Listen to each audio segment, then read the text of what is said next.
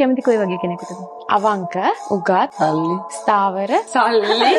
අපි දන්නවා සල්ලි නැතුව ඒ කියන්නේ ඇත්තම කතාව ඒක. මේන්ටේන් කරන්න. අපිව මේන්ටේන් කරනවා.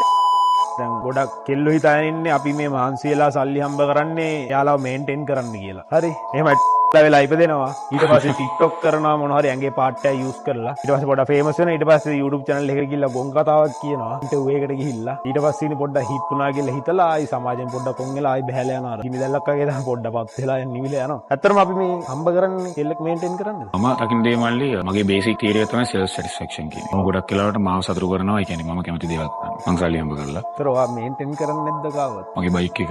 බයික් එක. අනිවාර්යෙන්. ඒකලා මේන්ටේන් කරන වාහනයක්ද මේගොල්ලෝ? ඇයි මේ අපි මේන්ටේන් කරන්නේ? වාහනයක් එන්නේ. වාහන හරියන්නේ නැහැ මල්ලි. වාහන ගොඩක් අය පදිනවනේ හරියන්නේ නැහැ.